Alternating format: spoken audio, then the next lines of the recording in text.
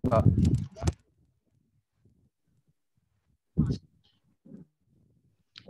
Sige po mga kapatid, tayo po ay manalangin. Idulog natin sa Panginoon ang gawain po ng pag-aaral po na ito. Panginoon, nagpapasalamat po kami sa hapong ito, sa isang pribilehiyo na ibinigay niyo po sa amin upang kami po ay mahasa, kami po ay maturuan sa particular po sa pag-aaral po na ito, lalo po Diyos sa theological studies. We pray, Panginoon, na pangunahan niyo po kami, pangunahan niyo po ang tagapagturo at patuloy niyo po siyang bigyan ng karunungan, Panginoon, katalinuhan sa pagtuturo nito at hiningi po namin ang pangunawang Panginoon, ang pangunawa Panginoon sa magitan po ng tulong ng banal na Espiritu Santo. Dalangin po namin o Diyos na sa lahat po ng bagay na matutunan po namin mula po sa pag-aaral na ito ay ito po ang magdadala sa amin upang lumalim po ang aming paninimbihan at higit sa lahat ang aming pamumuhay, lalo na po kami ay mga mananampalataya. Pagpalain niyo lamang po Diyos ang gawain ito, pagpalain niyo po ang bawat isa na nakasama po sa pag-aaral po na ito. Ang lahat po ng ito ay tinataas po namin sa inyo at tinadalangin po namin sa pangalan ni Jesus. Amen. Amen. Amen. Amen. Okay, so katulad ng sabi ng ating panalangin, salamat sa Panginoon dahil tayo ay nakakapagpatuloy sa ating pag-aaral sa kabila ng difficulty na meron tayo sa ating kapanahunan ngayon. Okay, bago tayo pumunta doon sa ating susunod na lesson sa araw na to, magkakaroon muna tayo ng short review. Ang ating course sa Class 301 ay binubuo ng 3 lesson. Tayo ay nasa unang lesson. Ang ating lesson ay patungkol sa biblical principles of interpretations. At nung mga nakaraang pag-aaral ay napag-aralan natin ang 2 gawain or the 2 tasks of interpretation. Ngayon, so magkaroon tayo ng round robin sa pagsagot sa mga tanong na meron dito. Oy, kuha pala kayo ng ng mga papel, okay, at ballpen. Sagutan ninyo ang mga question review na ito. Sige. Yan. So guys, kayo, mayroon na ba kayong mga papel? Faith, ballpen, Pastor and Mami. Pastor Leo, mayroon ka na bang papel at ballpen dyan? I'm sure meron kayong mga notes. May, do you have your notes and your pen, May? Meron po. Lagi. Okay. So tandaan ninyo kung anong ginagawa natin dito ay ganoon din ang gagawin ninyo kapag kayo ay magtuturo na ng subject na ito sa mga susunod na mga manggagawa ng ating church. So kaya ini-encourage ko ang bawat isa na ma-experience itong training na to para kung ano yung paraan o methodologies na ginagawa natin dito, ganun din ang gagawin natin. Or you can improve kapag ninyo. Okay, so the 2 tasks in interpretation. Okay, so the first question is, okay, blank. What is the 2 tasks of interpretation? Ang tanong dito sa first question natin. The first task is blank. And it means to find out what the text originally meant. Okay? Yan. Huwag muna kayo mag-open notes. Mamaya tayo mag-open notes kapag kasasagutan na natin. Wala akong sinabi. Sige. Okay, so next. Okay. The next task is blank. To learn the same meaning of the text in the variety of new or different contexts of our days. So that's basically the question on the 2 tasks in interpretation. Okay? So next na. Okay, tingnan nyo yung sagot nyo. Tama ako. Tama ba? Tama Check ako. your paper. Okay. So the second Tama po. answer is tama. Okay. Nagtanong na ako ng dalawa. Galing ni Mami. Okay. Oh, the next question is this. Check your paper agad. Yan. So the first task, sabi nga natin, is exegesis, which is to find out what the text originally meant. And that is to get at the blank of the text. Matulog. Ayan, pinatulog na. And the most important ingredient one brings to the task is enlightened common sense. To get at the, ano yan? Okay. So since the Bible is the authoritative revelation of spiritual truth, the initial goal of biblical study must be to understand the blank.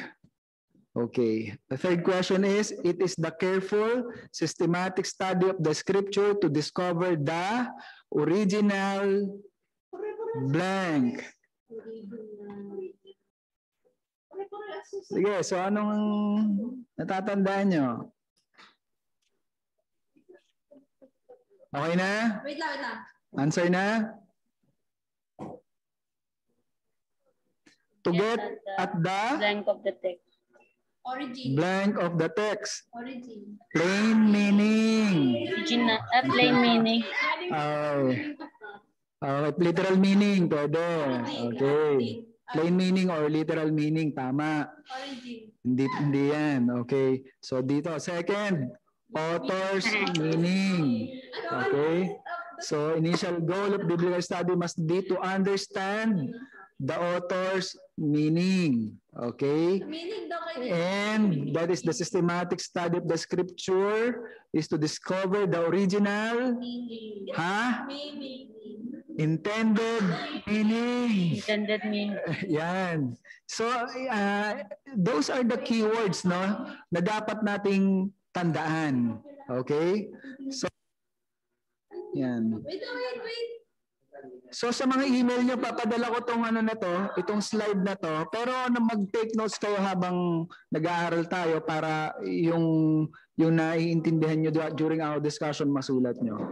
Okay. So that's exegesis. So it's all about the plain meaning. It's all about understanding the author's meaning, or what's the point of from the author's view, or discover the original intended meaning. So yan yung mga importante na keywords na tandaan natin sa first task of biblical interpretation, the exegesis. Okay. The second task is hermeneutics. Di ba sabi natin kanina, hermeneutics is to learn the same meaning of the text in the variety of new or different contexts of our day. So ibig sabihin, maintindihan natin yung intended meaning, yung author's meaning, yung plain meaning of the text, kahit tayo ay nasa iba't ibang konteksto na ng ating kapanahunan.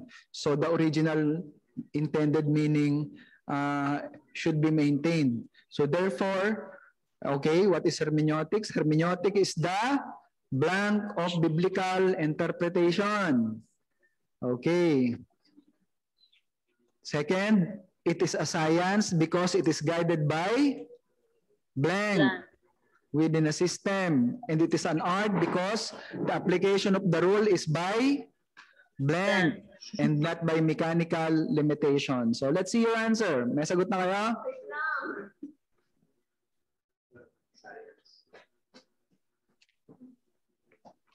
Ano, Pastor? Science ang number.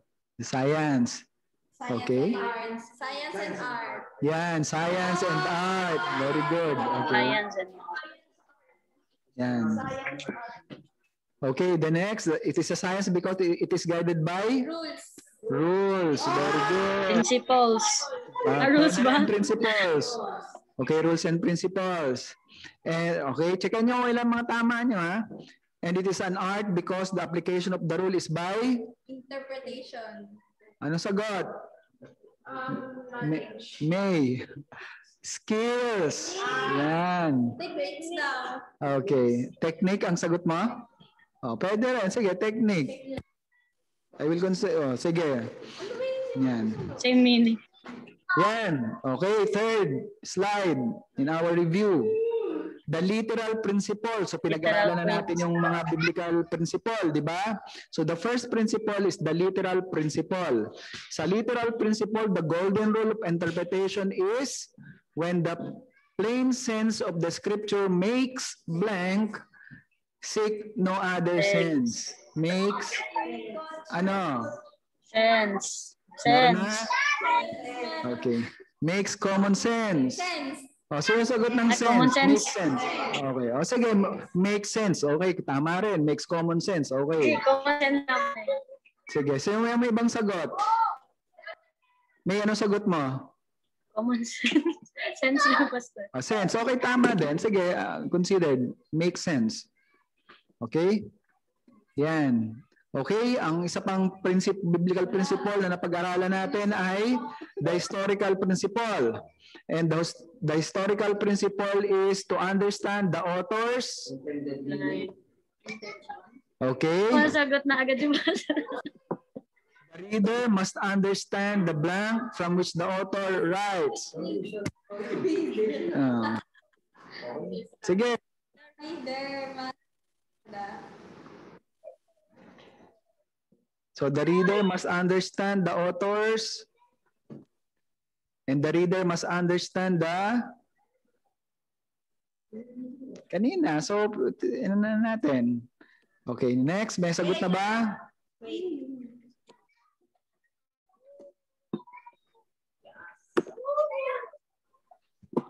Sige, kanina sinagot na natin yan eh. The authors what? The author. Okay.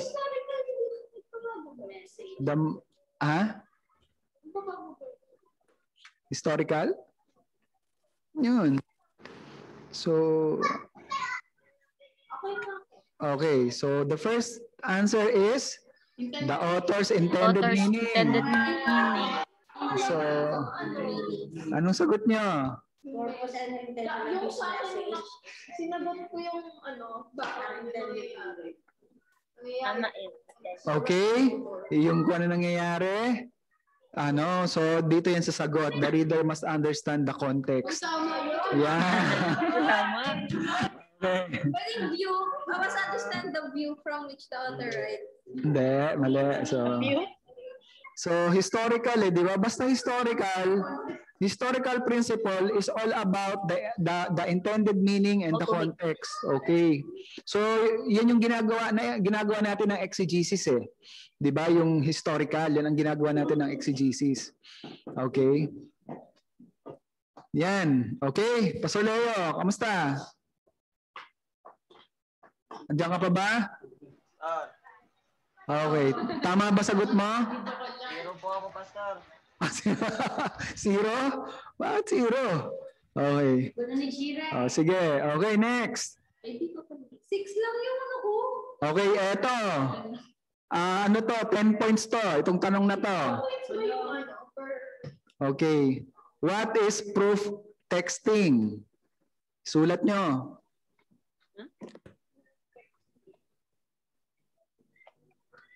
In your own words. Proof text.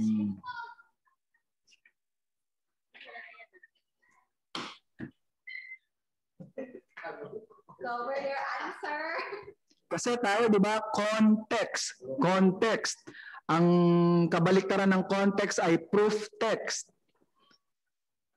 So, what is proof texting? What? Iba yung pagka-hindi. Ang context ay intended meaning ang natin, diba? So kung yan ay kabaliktaran ng intended meaning, so yung proof text ay kabaliktaran ng context. So parang ano lang yan eh, exegesis at saka eisegesis eh. So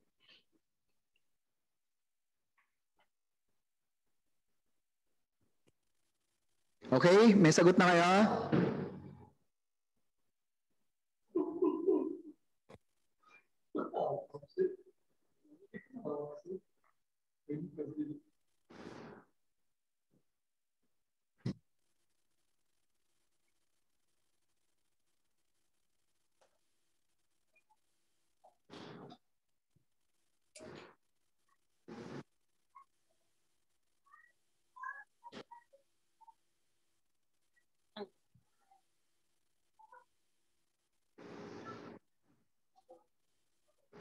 Okay na?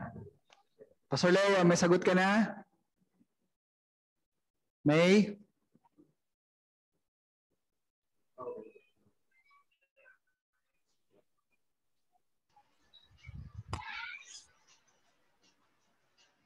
Okay na? May sagot na? Kayo dyan, nakasagot na kayo? Okay. Pastor Leo, ano ang sagot mo?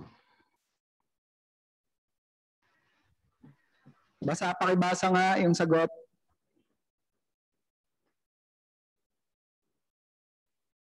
Nakamute si Pastor Leo.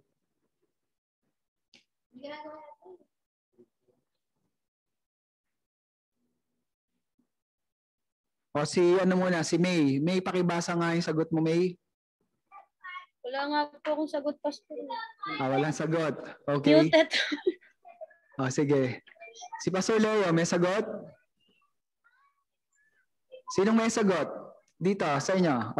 Yosh, anong sagot mo? Putting interpretation in the context. Putting the interpretation in Putting your own interpretation in the text. in the text. Okay? Okay. Putting your own interpretation in the text. Okay, correct. Ano pa? Finding what makes sense for you. Parang bias sa'yo. So, sarili mo. Okay, pwede. Okay? Press. Mami. Parang interpreting the text on your own idea. Your own idea, pwede. Pastor Will, ikaw. Using the text out of context. Using the text out of context. Okay, so very good. Ang proof texting ay ginagawa ng mga reader kung saan hindi nila binibigyan ng meaning yung text according to its context, di ba? To its original intended meaning, kundi gamit niya yung para praise taken out of just to prove yung kanyang particular view. So may presuppositions na siya. Meron na siyang bias, meron na siyang sariling meaning na gusto niyang i-adapt doon sa text na yon. So proof doon. So Diyan natin ginagamit yung sa iba ginagamit yung allegorical. yes, so texting, ang proof text ay technical din. Yung iba ay ginagamitan din ito ng sarili nila. Pero upon investigation, nakikita natin na hindi ito consistent. So in all in a huli, so ginagawa nila to just to drive yung kanilang point, yung sarili nilang particular view. So that is an abuse of the verse. Ang ginagawa nila is adulterating the verse. So yung proof texting. So meron ba? Okay. So ito pa yung ating pinag-aralan. 3 principle yung pinag-aralan natin nung nakaraan. Okay, pang-4 na principle ito sa outline natin, pero inuna natin ito dahil hindi naman masyadong mahaba ito. Mas mahaba yung grammatical principle na pag-aaralan natin ngayon. At doon tayo magfo-focus ng mabuti sa ating pag-aaral. Dahil ang ating mga Bible ay hindi na nakasulat sa original language. Translation yung mga hawak natin. So, mapag-aralan natin ang grammatical principle. Okay, so the synthesis principle Alam na natin to, di ba? If the Bible is God's word, it must be consistent with itself. No part of the scripture can blank any other part. Contradict. Okay, contradict. Sinong sumagot? Okay, tama kayong lahat? Contradict lahat sagot nyo? Yes, no, cannot contrast other. Okay, so if there's an interpretation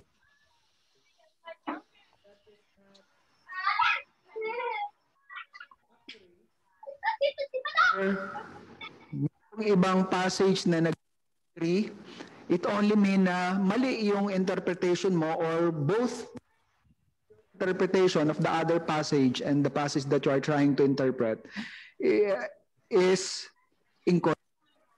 Mali pareho. Dapat nag-agree sila to each other or they complement with each other. So napag-aralan natin yan. Okay. Yan. So ngayon, andito tayo sa bagong topic natin. Our topic is about the grammatical principle of biblical interpretation. Okay. Yan. So the grammatical principle is the study of the biblical text in its original language. Okay.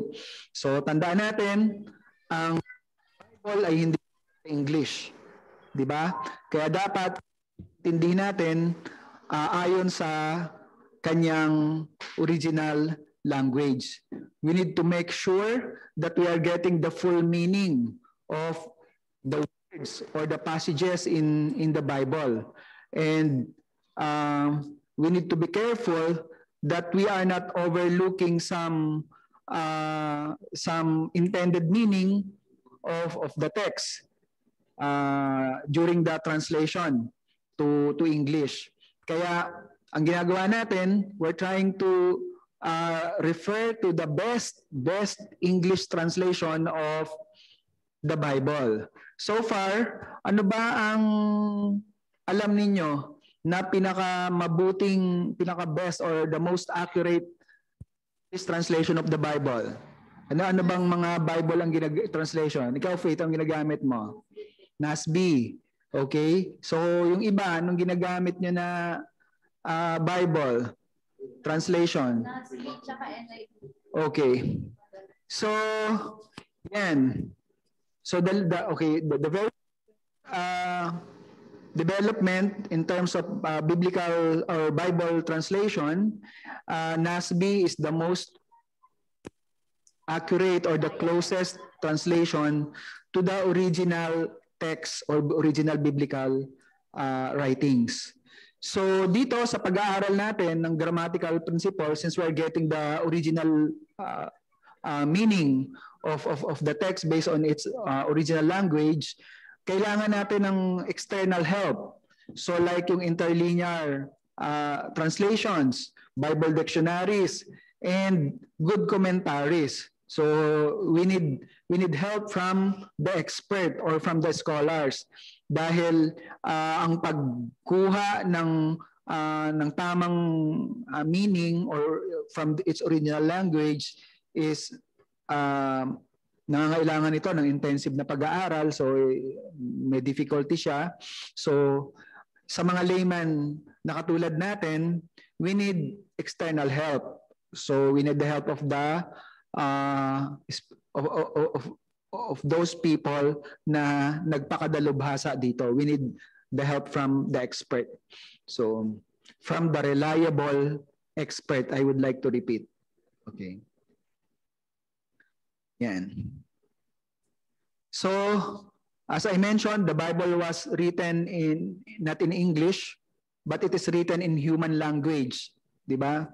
And consequently, therefore, we must interpret the Bible first and foremost grammatically. And so, regardless of the version, kasi babalikan mo pa rin naman yung original language, di ba? So, you can comparing the version can help. Diba? Can help. Pero tandaan natin, since ang mga translator ng mga Bible ay may kanya-kanya rin silang mga biases. So, maaaring makapture tayo or mahulog tayo sa bias ng mga translators. Kaya bilang isang church, okay, bilang isang church, importante sa atin na ang pag-aaral natin ay naka-align dun sa theology or sa systematic theology ng ating iglesia or yung theological view natin. So, but what we're doing now is pinag-aaralan natin paano ba talaga natin dapat ginagawa yung tamang biblical interpretations given na merong mga bias. So, hindi natin maaalis yung mga bias. Even from the scholars, meron silang mga bias. But, of course, ang intention naman ng lahat ng mga nag-aaral dito, even those, I do believe that all scholars ay faithful sila sa kanilang intention na makuha talaga yung intended meaning ng bawat text. Okay? So, ngayon, no, so as our process, ating pag-aaral ng Biblia or ng on our study of biblical interpretations, so in grammatical principle, dapat maintindihan natin yung language na ginamit doon sa original writings. Okay. So, anong language ba isinulat ang Biblia? Hebrew? Greek? In the original writing. So, Testament was written in what language? Greek. The Old Testament was written. Greek. The Old Testament was written in Greek. In Hebrew. So who says Greek and who says Hebrew? Baliktad. Okay, in Hebrew and In New Testament, Greek. okay, ang Old Testament ay sinulat sa dalawang language. Hebrew and Hebrew and Aramaic. Aramaic. Yeah, and the New Testament was written in Greek. Ayan. So nung doon sa Exodus chapter 34, 'di ba? Verse 27, mababasa natin doon na inutusan ng Diyos si Moses to record yung ipinapasulat ng Panginoon, and that's the starting point of the written word of God. Sabi doon, write down these words, for in accordance with these words I have made a covenant with you and with Israel. And that was written in Hebrew. Okay, while yung last part or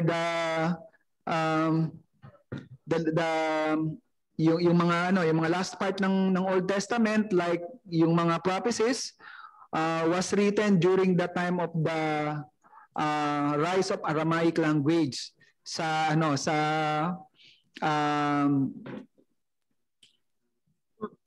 bansang Israel or sa mga Jews. And there are actually writings or articles that says that during the time of the prophets, yung ibang mga Hudyo hindi na nagsasalita ng Hebrew. So Aramaic na yung kanilang mga words. Kaya nga yung kanilang mga language. Kaya nga sa New Testament makikita natin na ang ibang mga words doon was also written in Aramaic. So because of the influence and the rise of the development of the Aramaic language in Israel. Okay, but the New Testament was written first in Greek. Okay, so what is the first translation of the Bible pala?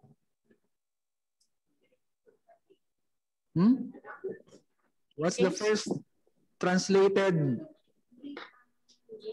version of the Bible from original language? What's the first? No? James? Ay, hindi.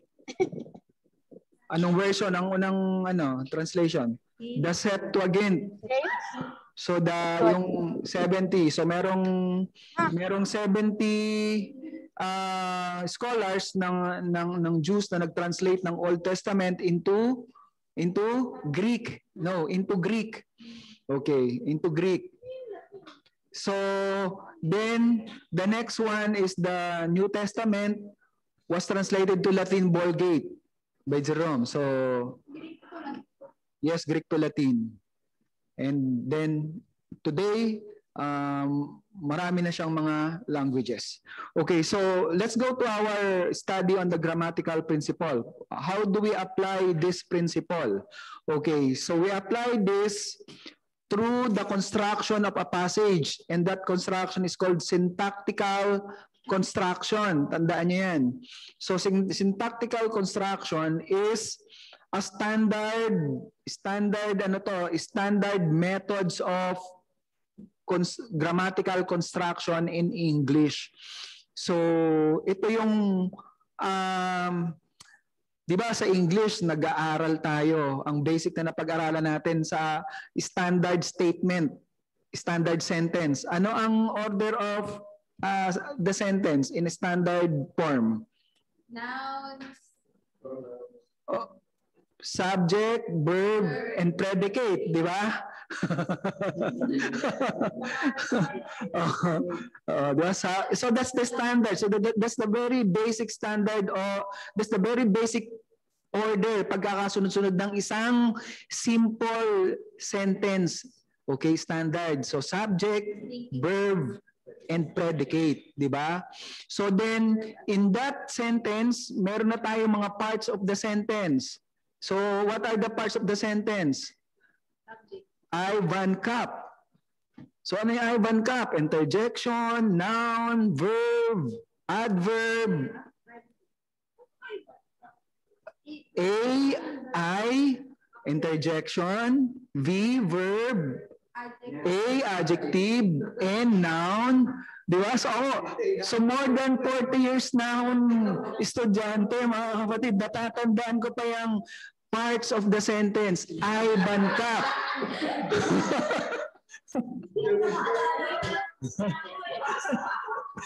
Diba? So ano yun? Interjection, verb, adverb, noun, ano yung C?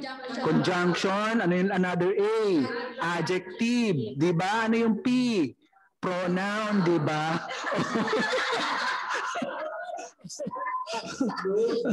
Di ba?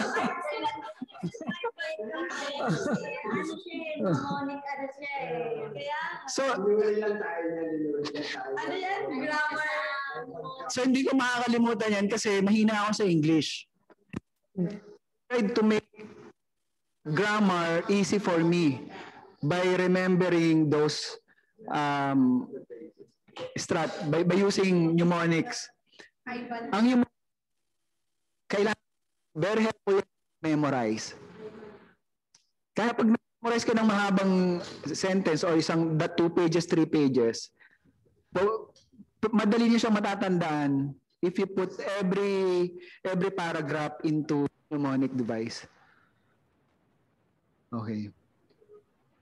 Okay, so meron na technique, that's a technique.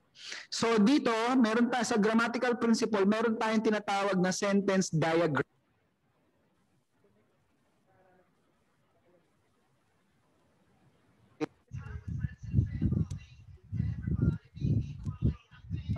Para nawawala po kayo, Pas. Nawala? Hello? Wala ba ako? Meron na po. Nawawala lang.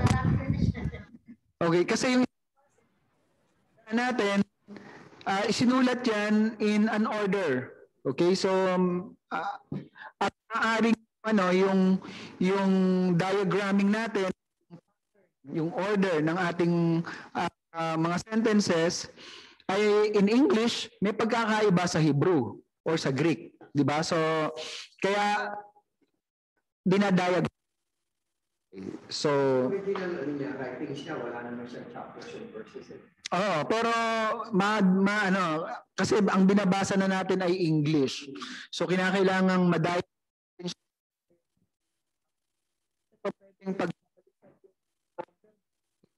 pwedeng di ba? Kasi tinitingnan, Ang chapters verses niya. yes, natekpan yun ang purpose nun. Pero yun ay nakatulong para ma-divide natin yung yung mga words. Meron ngang principle. Ito yung how you can eat an elephant. One by one. Mas malaki pa sa'yo, di ba? Paano mo kakainin yung elepante? One part by part. Okay, you cut it. Di ba? You cut it into pieces. So, hindi mo naman kayang lunukan ng buo yung elepante. Mas malaki pa sa'yo. So you cut it into pieces. So, that's how the diagram is.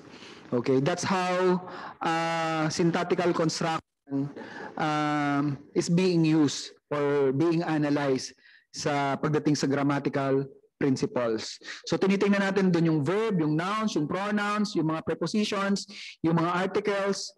So tandaan natin sa like for example sa Greek, no, merong rules ang prepositions and verb. Ang prepositions ay nasa unahan ng verb o nasa likod ng verb. Meron siyang rules. So we're not too expert sa bagay na yan. Okay? So don't expect me na ako ay expert dito sa grammatical principle, but I do believe na yung mapag-aaralan natin dito ay makakatulong sa atin ng malaki. So yung mga references na ginagamit natin dito are coming from scholars, good scholars, and expert sa subject na ito. Okay. So sa grammatical principle, actually 5 or 6 sa ibang mga textbook itong parts ng grammatical principles. But since basic yung ating pinag-aaralan, so I just cut it into 3. And I will try to subukan ko na ma-insert dito yung ibang mga importanteng bagay. Like for example, dito sa book ni Berkhoff, meron siyang isa pang part na section ng grammatical principle which he called internal help to understand the thought. Okay. So may mga internal help to understand the thought. So if you look at yung internal help to understand the thought of the author, ang pino-point out niya lang naman doon na internal help, ang very first internal help is the context. Okay? The context. And the other help is the external help. So ito naman yung mga dictionaries and interlinear books of Hebrew and Greek. Yan. So makikita natin dito yung mamaya sa practice natin. Okay, so today pag-aaralan natin ang meaning of the separate words. So we will cut it into small piece. So sa pag-aaral natin ng text as an interpreter, we can proceed into ways. Pwedeng mag-umpisa tayo sa buong sentence. Okay? Or pwedeng mag-umpisa tayo sa separate words, yung word by word. Okay? So dito, nagsimula na tayo na mag-exegete. Mag-exegete ng based on exegetical na. Ibig sabihin, verse by verse, ine-exegete natin. So, and ganito yung ginagawa na pag-interpret sa separate word. So, yan. So, logically, dapat maganda na tingnan natin yung buong sentence, pero for practical reason, sabi ni Berkhoff, mas advisable na mag-start tayo sa pag-interpret ng mga separate words. Okay? Dahil ito ay isang foreign language. So, yun ang gagawin natin. So, dito, if we look at the separate words, makikita natin dito ang tatlong klaseng salita or the three things that should be considered in the separate words. So the first word, the first thing is the etymology of the word. Okay. Second is the current use of the word. Current use, ibig sabihin, ang meaning ng word ay maaaring nagbabago throughout the course of time. Diba? Sa paglipas ng mga panahon, nagbabago. So yung word during the Old Testament might not be the same meaning, might not have the same meaning pagdating sa New Testament kung kailan siya ginamit ng author. Okay? So the third one is the synonymous use of words. Yan yung pag-aaralan natin ngayon or next meeting. Okay, so let's start from the etymology of the words. Ano ang understanding niyo sa salitang etymology? Ha? Pinagmulan. Okay, so ibig sabihin, yes, mula. Ito yung unang meaning. So the first meaning of the word. So etymology means tinitingnan natin ano yung changes in meaning throughout the course of time. Okay. Bakit importante ang etymology sa biblical interpretation sa palagay ninyo? Pastor Leo. Importante para maunawaan po natin yung pinagtutukuyan, yung sinasabi doon. At lalo na kung dapat alam din po natin kung ano ba talaga yung sinasabi nila sa panahon nila. Then paano natin i-relate ngayon dun sa current na language na meron po tayo. So dapat maunawaan natin lalo na pagdating sa cultural language. So importante na may alam po natin. Okay. Yes, importante siya. Okay? We agree na importante siya. Then let's look at kung paano natin gagamitin ang etymology ng of the words in getting the intended meaning of the author. At the end of the day, what we want to get is the intended meaning of the author in a particular verse. In a particular verse. Dahil ang salita o ang word ay maaaring nagbabago ng meaning kahit sila ay parehas na nasa magkaparehas na panahon. For example, in the New Testament, may mga terminologies doon, may mga words doon na parehas ginamit ng author pero magkaiba ang kanilang intended meaning. Okay. So, the etymology of the words help pero hindi siya 100% na basis. Hindi siya safe na gamitin at dahil hindi siya 100% na tamang basis. Pero importante siya sa pag-intindi ng meaning ng salita.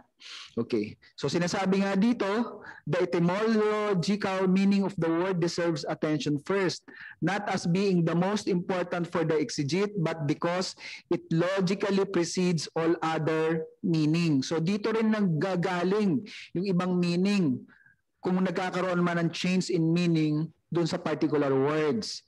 So as a rule, it is not advisable that the interpreter should indulge very much in etymological investigation. This work is extremely difficult and can ordinarily best be left to the specialist. Kaya dito sa verse by verse na interpretation natin, tinitingnan natin yung ibang external help. But primarily, tinitingnan natin yung internal help, which is the context. Okay. And some biblical dictionaries to see yung ano ba, saan ba galing itong salita na to, ano yung original meaning niya. So the etymological meaning of a word does not always shed light on its current signification. So yan. So that's an awareness na dapat nating tingnan in using or in studying a word. Kasi madalas tayo sa interpretation, madalas ang ginagawa natin ay inductive study of the word, 'di ba? So meron tayong word study na ginagawa at kadalasan tinitingnan natin yung etymology ng salita na 'yon. So it will help kung tayo ay gagamit ng mga cross-reference, kung tayo ay gagamit ng mga biblical dictionaries, dahil dun sa biblical dictionaries pinapaliwanag doon kung nagkakaroon ng change in meaning. Even in the Testament, New Testament Greek, so meron din siyang mga iba't ibang changes in meaning of the word. Okay? Again, to help, ang unang-unang basis to determine the intended meaning is the immediate context. The immediate context. Yan yung first internal help. Ano yung second internal help? Ito yung mga interlinear, dictionaries, commentary from the specialist or from the scholars. Kaya sinasabi dito, extremely difficult itong etymological investigation, and it can help kung tayo ay mag-consult sa mga specialist. Okay. So, you mean kapag nagkaroon ka ng inductive kind of Bible study, may tendency mali si karoon? Pwede. So kaya nga ako ang ginagawa ko palagi, kapag ka nagkaroon, mamaya gagawin natin yung exercise na yan. Pagka nagkaroon ako ng word study, syempre magre-refer ako dun sa interlinear. Okay? Kasi dun ko malalaman ano yung original words. Okay? Pupunta ako sa mga concordance. Titingnan ko yung kung saan sila ginamit pa. So from there, makikita ko nagkaroon ba ng pagbabago sa meaning. Okay? Then I check the theological investigation. So meron theological investigation dapat na ginagawa. Kung yun ay nagme-make sense dun sa theological view. Okay, mamaya titingnan natin. Meron tayong magandang exercise. Ito na pala. Ito, halimbawa, yan. So, sabi dito, it is advisable that the expositor of Scripture take notice of the established etymology of a word, since it may help to determine its real meaning and may illumine it in a surprising manner. So, tulong din, advisable din, na tingnan mo ano yung established na etymology o pinagmulan ng salita. Sapagkat doon makaka-discover tayo ng liwanag. Okay? At kapag kinumpare na natin, makikita na natin doon yung significance niya. So meron sinabi dito na current signification. Di ba? Ano na yung significance niyan sa panahon natin ngayon? Okay. So ito, halimbawa, yung salitang yung salitang copper. Okay? Kipurim. So ito ay Hebrew word, kaporet. So na may meaning na ransom, redemption, or atonement, or mercy seat. So yan ay galing lahat sa root word kapar. Okay? Na ang ibig sabihin ay to cover. And theologically, today, meron tayong idea na ito ay patungkol sa redemption or atonement. Di ba? So let's look at this, mga kapatid. Yung example na yan. Okay. So, may nakasunod ka ba? Apo, Pastor. Okay. So, let's follow this. Ano yung word na pag-aaralan natin? Yung salitang copper. Di ba? Yung ransom. Saan ba ginamit yan? Okay? Ginamit yan sa New Testament. Sa 1 Timothy chapter 2 verse 5 to 6. Anong sabi dito?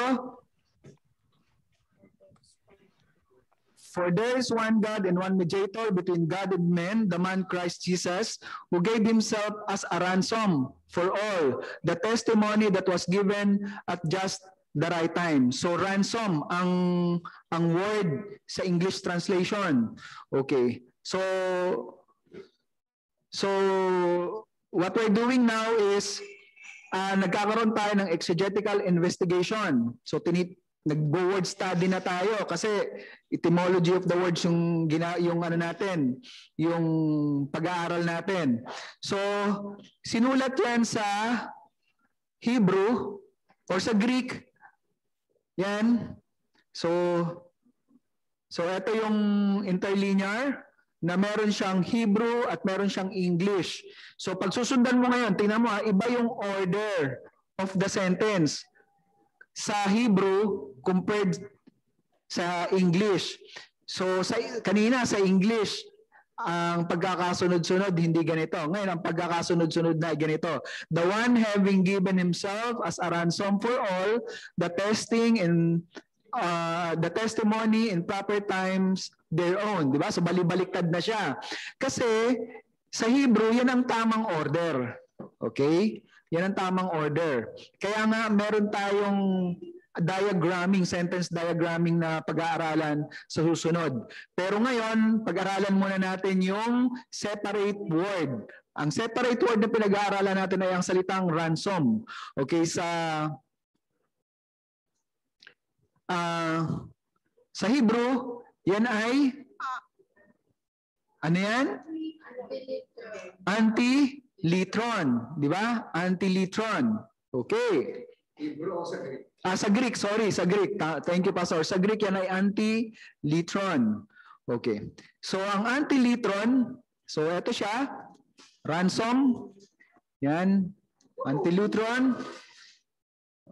Yan ay galing yan ay isang compound word. Galing siya sa salitang anti at saka lutron. Di ba? So, ibig sabihin, okay, hindi talaga siya ransom lang. Kasi meron siyang anti. Di ba? Paano natin nalaman? Okay? Kasi ano siya, compound word nga siya. So, anti-lutron. So, compound word siya. So, dito, pag tinignan natin ang meaning ng anti or anti, ang ibig sabihin niyan ay over, against, opposite, or instead of. Diba? Instead of. So, ginagamit ang usage niyan ganito, instead of or in return for. Diba? Or over, against, or opposite.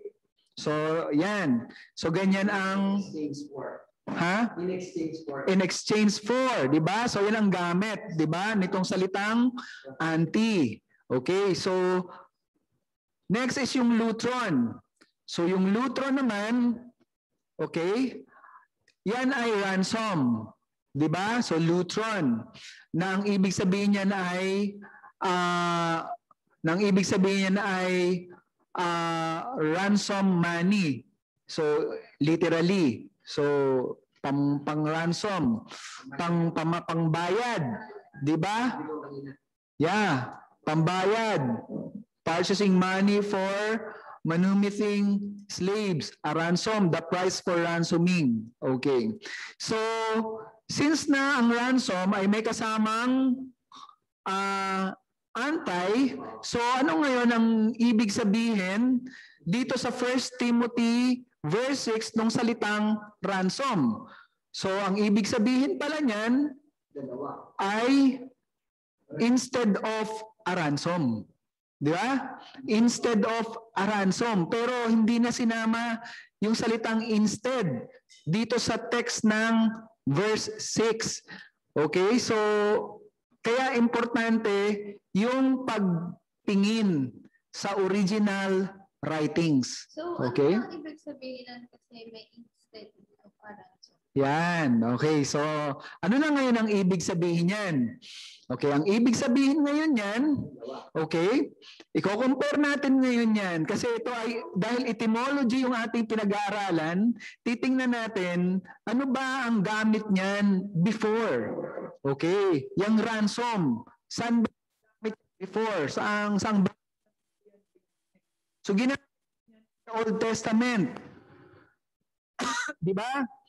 Okay, in the Old Testament, ginamit yan. Halimbawa, dito sa Exodus chapter 31, verse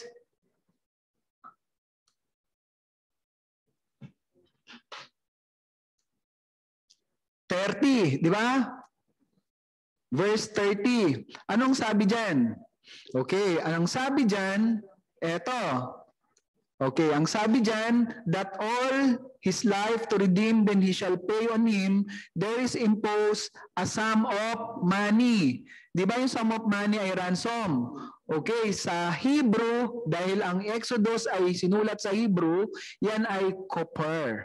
Di ba? So ito na yung pinag-aaralan natin na separate word, yung ransom, na ang ibig sabihin sa Hebrew ay copper or kapar. Di ba? So, tingnan ninyo. So sa lexicon, pag tiningnan natin yan, yung salitang copper, ang ibig sabihin yan, ito yung mga possible meaning niya. Price of a life or ransom bribe. Okay? Or as asphalt or pitch as a covering. Kasi yung copper ay covering or payment or sum of money. Or okay, so I think yung 3 and 4 hindi na siya nagme-make sense, di ba? So yung dalawa. So sa original yung from the etymology of the word, makikita natin na yung salitang copper ay covering, kaya sa theology ng ibang mga theologians, ang redemption ng Panginoong Kristo, yung blood of Jesus Christ ay covering. Okay? Covered by the blood of Jesus Christ. So yun yung type na of ransom na ginawa ng Panginoong Kristo na pinakita sa pamamagitan ng pagpatay ng mga hayop sa Old Testament, di ba? That's how that word was used, okay, before, di ba? Pero sa New Testament, ginamit na yung salitang ransom. Pwede yun sa Old Testament, atonement yun. Ha? Atonement. Okay, papaliwanag ko mamaya. Okay. So sa New Testament, makikita na natin na yung ransom ay hindi na siya sum of money kasi anti-lutron siya. Okay? Hindi siya lutron. Ang lutron ay yun lang yung salitang ransom. Meron siyang anti. Okay. So ano ngayon ang niyan? Signification. Ano ang significant ngayon yan sa meaning nung text? Okay. So makikita natin ngayon na in the Old Testament, the blood of the Old Testament sacrifice is a ransom or covering, copper, di ba? So therefore, theologically speaking, in the New Testament, the atoning blood of Jesus Christ, which is a type nung Old Testament sacrifice, means substitute. So substitute siya instead of ransom. Okay. Kaya ang doctrine ng atonement ay substitution. Hindi siya covering. Okay. So substitution siya. Kasi during the Old Testament, covering siya. Okay? Or siya ay ransoming payment. Okay? Binabayaran mo yung kasalanan mo. So, ngayon, hindi sa New Testament, hindi na siya ganon. So, yung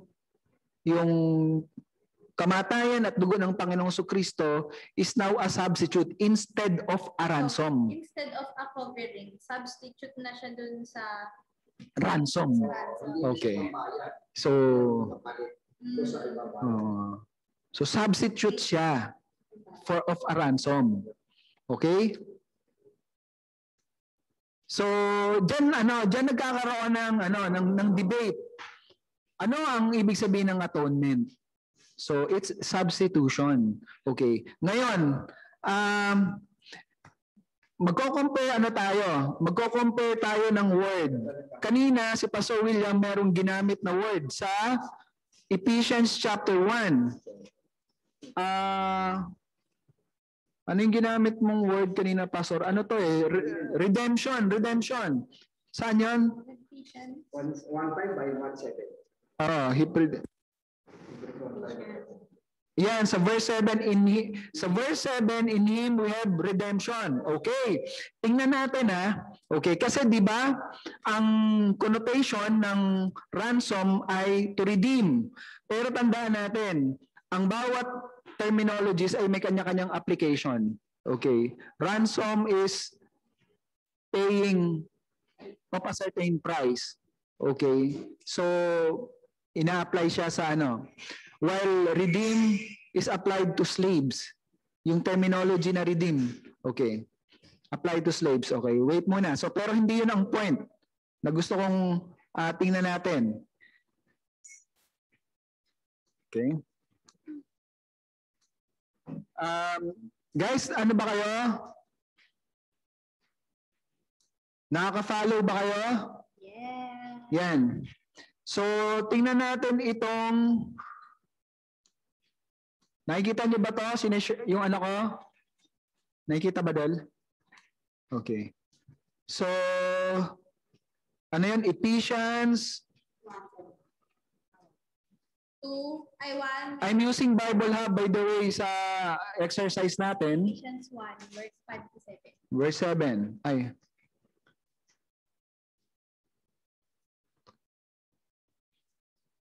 Sorry, hindi ko siya naitatype ng tama.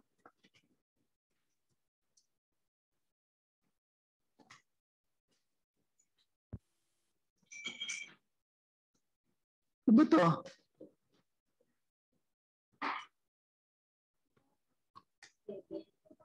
Ephesians 1, verse 8. Yan. Okay? Sige, tingnan ko muna sa NASB. Okay, ano ba ginamit ng NASB sa verse 7? In Him we have redemption through His blood. Yan, eto, di ba? Tama to, yes, di ba? Redemption, di ba? In Him we have redemption. Okay? Pag clinic ko yan, okay, pupunta ako sa interlinear. So, Ephesians 1:7. Pupunta ako sa interlinear. Okay. So, sa interlinear, makikita natin. Okay. Kaya nga dapat yung pinakamaayos na version gagamitin mo. Always use NASB sa ano mo, sa exegetical investigation. Okay, so redemption. 'Di ba?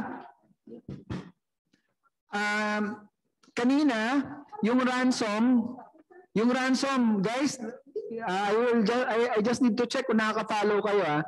Yung ransom, ano yung Greek word? Antilotron. Antilotron. Okay, compound word, di ba? Ng anti at saka ng lotron. So anti is instead of. Yung lotron ay ransom. Kaya yung antilotron ay instead of ransom, di ba? So ito naman, we're comparing ransom at saka redemption kasi may connotation na itong dalawa na to ay magkaparehas ng meaning. Okay. So, ano ang Greek word niya? Ang Greek word niya ay apolytrosin dito. Okay. So, yung apolytrosin or apollotrosis, yan, ay mayroon siyang kaparehas na meaning sa lutron. Kasi parehas sila ng root word, lutro. Di ba? So, lutro. Ito ay compound word din pero hindi anti yung kanyang compound word kundi apo. Okay? Nag-gets nyo? So, yan. Pag tinignan natin yan, yung magkahiwalay na salita na yan, ang ibig sabihin yan ay okay. Eto. So, ang usage niyan ay payment of ransom. Okay. Payment of ransom, yung redemption, di ba? Hindi siya substitution. Okay, hindi siya substitution kasi ang apple ay meron siyang literal meaning na buying back from. Okay, buying back from.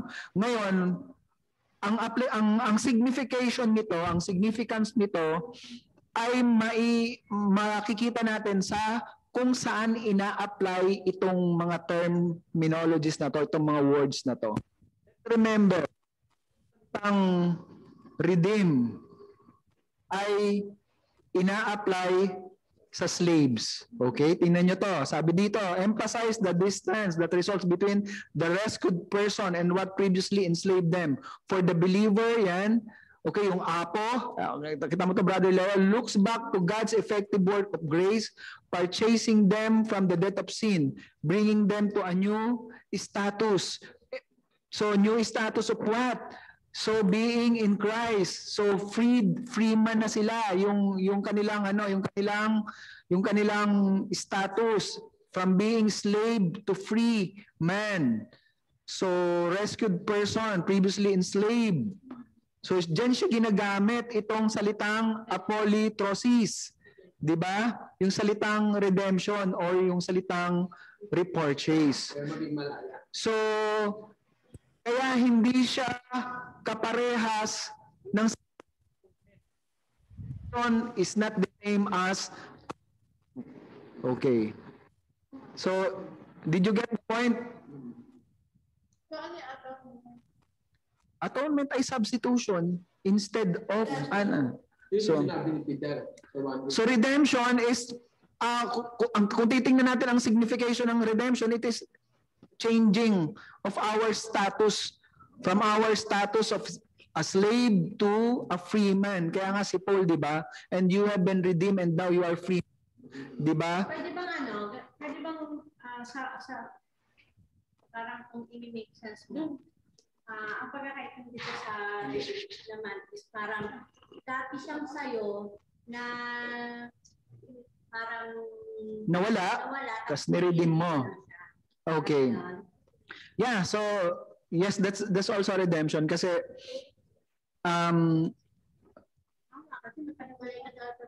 kasi positionally we're for God. Positionally we're for God as an elect, 'di ba? So pero hangga't hindi nagaganap yung redemption, hindi ka pa nababuyback. 'Di ba? Kaya nga dito buyback ang salita dito. So repurchase, ayan repurchase. So yung redeem, repurchase. Okay. Okay. Redeem your points.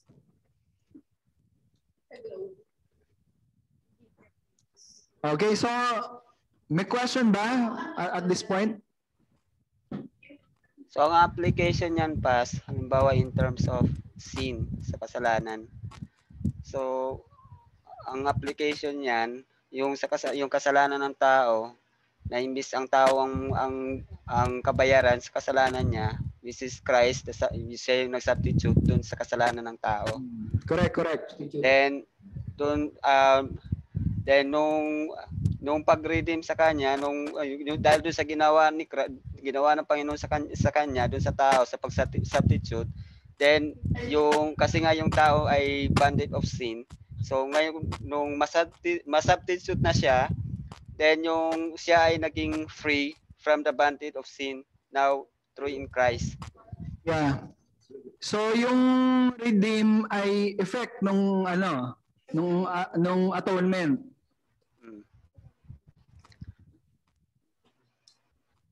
Okay?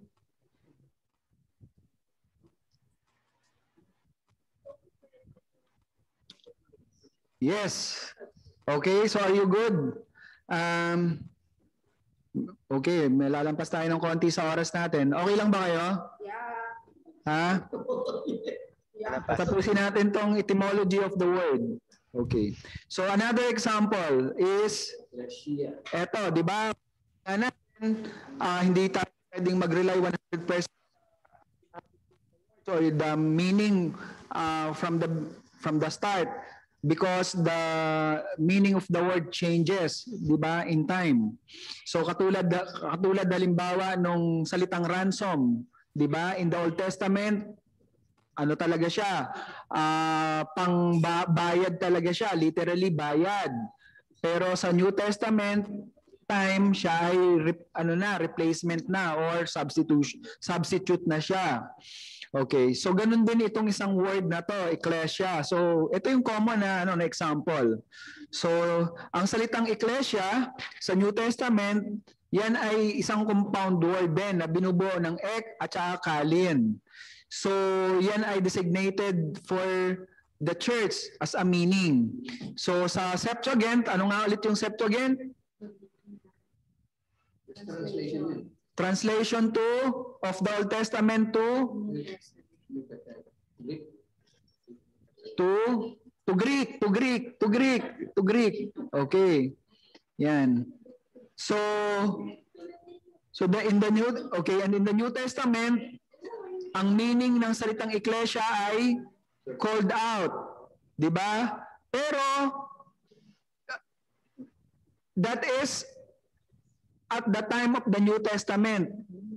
Ang ecclesia ay na-designate na meaning ng church. Okay? Na doon sa New Testament, ang salitang ecclesia o ang salitang church, ito ay mga tao na tinawag, called out. So mula sa kanilang madilim na buhay, called out from their Out of the world. Yan. Darkness into light. Yes, from darkness to light, they are called out. So, kaya naging part sila ng ecclesia. So, the Greek translation ecclesia sa Hebrew, yan ay kahal. Di ba? At naisulat yan 162 times sa Hebrew Old Testament. So, and 96 times, yung salitang kahal ay na-translate sa ecclesia sa Greek Old Testament or sa Lexico or sa Septuagint. Okay? Yung iba naman yung na-translate sa yung salitang ecclesia ay or kahal ay na-translate sa salitang synagogue. Okay. So an example of that is in Deuteronomy chapter 4 verse 10. Okay? Sabi dito, remember the day you stood before the Lord your God at Horeb. So Moses is speaking here. When the Lord said to me, assemble the people to me, that I may have them hear my word, so that they may learn to fear me all the days that they live on earth, and that they may teach their children. So yan ang term o ang word na ginamit sa Deuteronomy chapter 4 verse 10 ay assemble. Okay? At yan ay kahal. Okay. Yan ay kahel. Okay. Transliteration is H-A-Q-E-L, pero ang pronunciation ay kahal. Yan. So means gather. So kaya nung unang panahon, ang ibig sabihin ng salitang ecclesia, okay, or kahal ay assemble.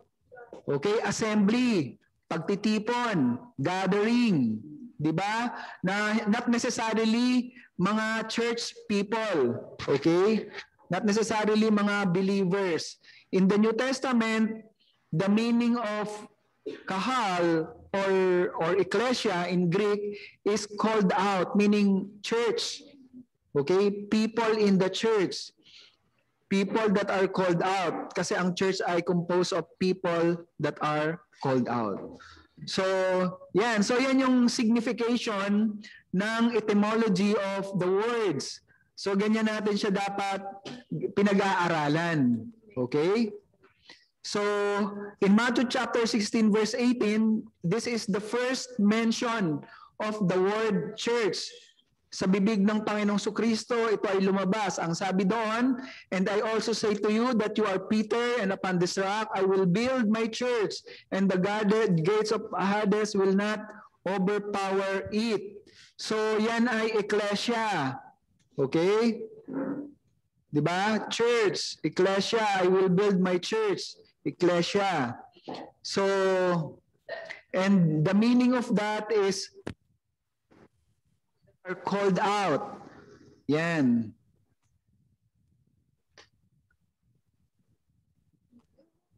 So, ecclesia. So, a religious congregation. So, ang usage niya na ay congregation, church, the whole body of the Christian believer. An assembly of the Christian believer. Okay? Meron pa rin sa resemblance meaning ng assembly. Pero Christian believer kasi no, generic na.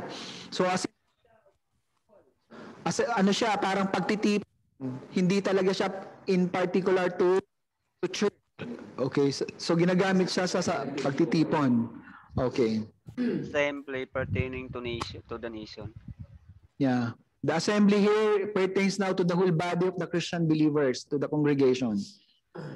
Okay. So, yan. So, nandyan pa lang tayo sa first tip for consideration in understanding word, the verse study. So, next time, pag-aralan natin ang current use of the word. Okay? Buti na lang meron mga matasabihan ng ano. Yan, so okay, so dito muna tayo. Part pa sana ng ano natin ang ano na to, itong current use of the word, but ano na tayo. So before we end, may clarifications ba kayo? May question ba kayo?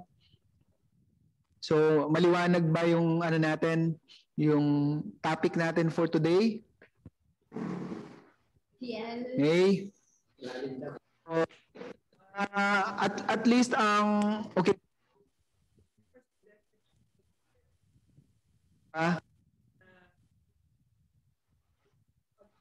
Ng salita ay Wala po Okay. kayo, Pas. Wala.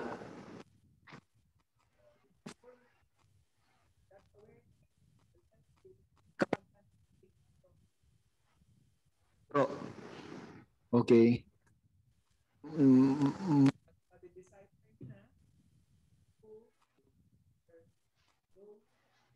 Teachers accurate kasi yun ang sabi to divide the word accurately. Yan. Okay, so Pastor Leo, okay na tayo? May Yung okay lang po yung narinig ko kanina, Pas. okay, ang kanina, I'm just saying, Pastor Leo, na kasi merong comment dito na ano daw, malalim. Okay, yes, malalim talaga siya, no? That's why this is for pastoral study, para sa mga ministry leaders. Pero it's good na itong mga young people natin, kasama natin ngayon. And I was just saying na ang pangunahing objective ko sa klase na to is to make everyone aware kung paano dapat ini-interpret yung salita ng Diyos so that they can protect themselves from false teachings. Madadecipher nila ngayon yung mga nagtuturo na intended meaning yung itinuturo. Okay? So I guess we're getting our first objective. Then our second objective is for us to learn how to divide the word accurately, which is yun yung goal ng Panginoon o goal ng Diyos sa buhay ng kanyang mga mananampalataya. Okay? So let's close in prayer sa gabi na to or sa hapon na to. Samahan ninyo ako mga kapatid. So again, if you want to review, to just go to the link. Papadala namin ulit yung link sa YouTube. And itong slide na to papadala ko sa inyo. Hindi ko napadala last time kasi kinakailangan ko pa siyang i-reconstruct, nasira siya. Nabuo ko na ulit. I will send it to your email. Okay? So maraming salamat. Tayo ay manalangin sa Panginoon. Aming Diyos, salamat sa inyo pong patuloy po na kabutihan sa aming buhay for providing us, aming Panginoon, ways and means, aming Panginoon, kahit sa ganitong kalagayan, nakakapag-aral po kami, aming Panginoon, at nakakapagsanay po kami ng mga manggagawa, aming Panginoon, upang sila, aming Diyos, ay maging pagpapala, aming Panginoon, sa inyo pong iglesia. At higit sa lahat, aming Ama, mabigyan po ng katuparan ang inyo pong purpose sa buhay ng bawat isa po sa amin, aming Panginoon. Pagpalain lamang po ninyo ang bawat mag-aaral po na ito, aming Panginoon, na ang pagpapalago aming Diyos ng amin pong napag-aralan ay magkaroon, Panginoon, ng application sa kanila pong mga buhay sa tulong ng iyong banal na Espiritu Santo at sa mayaman po ninyong biyaya, aming Panginoon. Ang lahat po, Panginoon, ng mga kakulangan, aming Diyos, sa amin pong exercise na ginawa at sa amin pong pag-aaral ay hinihingi po namin, Panginoon, ang kapunuan nito sa biyaya na ibinigay sa kapangyarihan ng banal na Espiritu Santo na patuloy na nagpapaunawa ng inyo pong mga salita, aming Panginoon. Salamat po, Diyos, sa inyo po ang lahat ng kapurihan at ang lahat po ng kaluwalhatian. Ito ay dalangin namin sa pangalan ng aming Panginoong Jesus. Amen and amen. Okay, thank you guys.